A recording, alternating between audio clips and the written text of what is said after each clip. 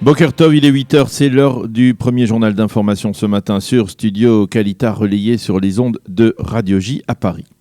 Malheureusement, nous sommes obligés d'ouvrir ce premier journal d'information de la semaine par un drame qui s'est produit durant le Shabbat dans le sud de Tel Aviv. Un drame qui aurait peut-être pu être évité hier en plein Shabbat. Entre 11h et 13h, d'exceptionnelles quantités de pluie se sont abattues sur Tel Aviv, provoquant dans certains quartiers de la métropole d'impressionnantes inondations, en particulier dans le quartier de Hatikva, dans le sud de Tel Aviv. Très vite, certaines rues de ce quartier se sont transformées en véritables canaux. Les pompiers ainsi que le Magen David Adom et la police ont dû tenter de répondre d'un seul coup à des milliers de sollicitations dans l'un des bâtiments nouveaux du quartier. Le parking souterrain a été inondé et a recueilli les eaux des environs. Un jeune couple d'Israéliens de 25 ans a voulu descendre au premier sous-sol pour tenter de sauver son véhicule. Ils ont pris l'ascenseur. Celui-ci, peu avant d'arriver au sous-sol, s'est arrêté en raison probablement d'un court-circuit. L'eau s'est engouffrée dans l'ascenseur, devenu un piège mortel pour ces deux jeunes qui ont donc péri noyés. Les secours, les pompiers ne sont arrivés sur place que près d'une heure après le drame et n'ont pu que constater la mort terrible de ces deux jeunes, de ce jeune couple. La mairie de Tel Aviv a déploré ce drame et a expliqué que la municipalité avait dû faire face à des précipitations exceptionnelles de près de 80 mm de pluie en 2 heures, ce qui représente 1/5 de la totalité des précipitations moyennes de Tel Aviv durant tout l'hiver et que les systèmes d'évacuation n'étaient pas préparés à un tel cas de figure. Après l'élimination de Qassem Soleimani, le secrétaire d'État américain Mike Pompeo s'est entretenu durant la nuit avec le Premier ministre israélien Benjamin Netanyahou. Il a indiqué que durant cette conversation qu'ils avaient ensemble évoqué l'importance du blocage de l'influence iranienne au Proche-Orient et la fin de la menace que les Iraniens représentent dans la région. Mike Pompeo a affirmé qu'il était infiniment reconnaissant à l'État d'Israël pour s'être tenu aux côtés des États-Unis dans sa lutte contre le terrorisme.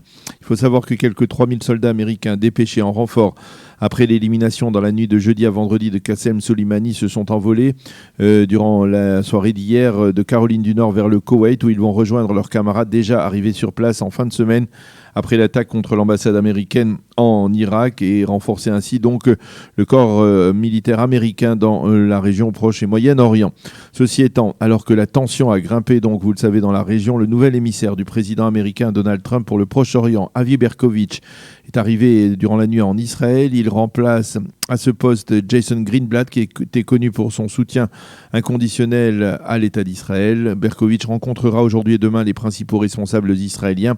Il débattra avec eux, bien entendu, des répercussions régionales de l'élimination de Qassem Soleimani. Il faut préciser que Berkovitch est avec Jared Kushner, le gendre du président Trump, l'un des principaux artisans du plan de paix américain qui n'a toujours pas été présenté, essentiellement en raison des élections à répétition en Israël. On estime que l'administration Trump ne publiera pas la teneur de ce plan avant la formation d'un nouveau gouvernement en Israël. Les derniers développements préélectoraux, le Premier ministre Benjamin Netanyahou, qui vous le savez a écourté son séjour en Grèce en raison de l'élimination de Soleimani, a lancé hier soir un appel à la formation d'une seule et unique formation à la droite du Likoud. Il a expliqué que la séparation en deux partis risquait d'entraîner que l'un des deux partis ne passe pas le seuil d'éligibilité, ce qui aurait pour conséquence de faire perdre le bloc de droite lors des prochaines élections du 2 mars. Les responsables de la nouvelle droite, Naftali Bennett et Ayelet Shaked, ont repoussé cette proposition du Premier ministre et ils ont affirmé qu'ils avaient l'intention de continuer à œuvrer de leur côté afin de collecter un maximum de voix auprès des partis bleu-blanc et Israël Beiteinu afin d'élargir le bloc de droite.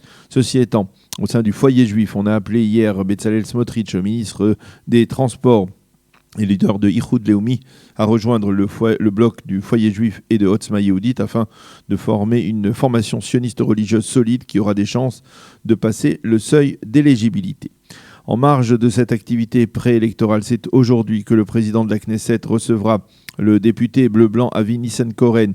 Celui-ci entend lui demander de former une commission parlementaire qui pourrait débattre dans l'immédiat de l'immunité parlementaire du Premier ministre, et ce alors que la 22e Knesset est, vous le savez, dissoute.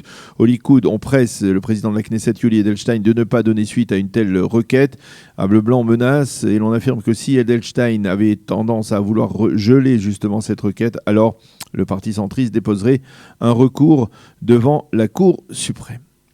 La météo pour terminer ce premier journal d'information. Le temps restera très pluvieux et froid sur l'ensemble du territoire israélien. Il fera seulement 9 degrés à Jérusalem aujourd'hui, 13 à Tel Aviv et 18 degrés seulement à Eilat. C'est la fin de ce premier journal d'information sur Studio Kalita.